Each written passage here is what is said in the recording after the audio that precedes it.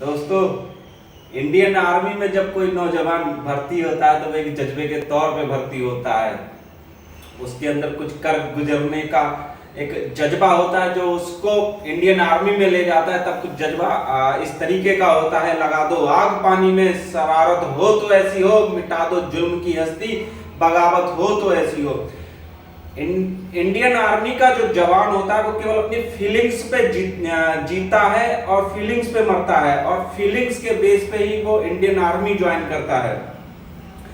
जब वो सरहद पे होता है और सरहद पे अपने देश के लिए कुर्बान हो जाता है और कुर्बानी देता है, तब भी उसके दिल से एक फीलिंग्स निकलती है, ऐ मेरी जमी अफसोस नहीं जो तेरे लिए सौ दर्द सहे, महफूज रहे तेरी यान सदा चाहे जान मेरी ये रहे ना रहे। और दोस्तों, ऐसा नहीं है जब वो बॉर्डर पे रहता है तब उसे अपने घर की याद नहीं आती है, अपने खेत की याद नहीं आती, अपने खलियानों की याद नहीं आती है।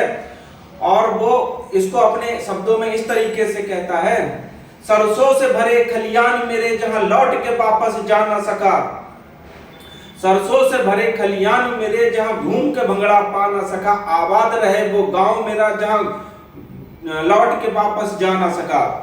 तो दोस्तों, अब एक फौजी होता है तो उसका परिवार भी होता है, जैसे गांव होता है, घर होता है, परिवार भी होता है। तो परिवार में उसका वाइफ होती है, तो उसके लिए भी कुछ फीलिंग्स होती हैं जो जिन्हें वो महसूस करता है, और उन फीलिंग्स को मैं अपने शब्दों में बताना चाहता। ऐ हीर मेरी तू हंसती रहे, तेरी आंख घड़ी भर नम ना हो, मैं मरता था जिस मुखड़े पे उसका उजाला कभी कम ना हो। तो दोस्तों, उसका अपना वाइफ, अपनी बीवी के लिए फीलिंग्स होता है, तो घर में एक माँ भी होती है और माँ के लिए भी फीलिंग्स होती है। तो माँ के लिए भी वो कुछ मैं फीलिंग्स होती है, मैं और अपने शब्दों में कह के बता रहा हूँ। ओ माई मेरी क्या फिक्र तुझे, क्यों आंख से दरिया बहता है, तू कहती थी तेरा चांद हूं मैं और चांद हमेशा रहता है।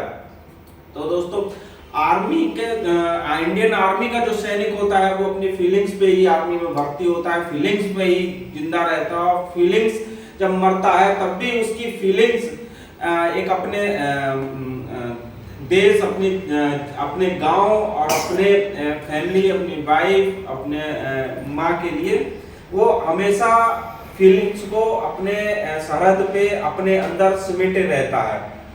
तो इंडियन आर्मी जिंदाबाद, इंडियन आर्मी जिंदाबाद।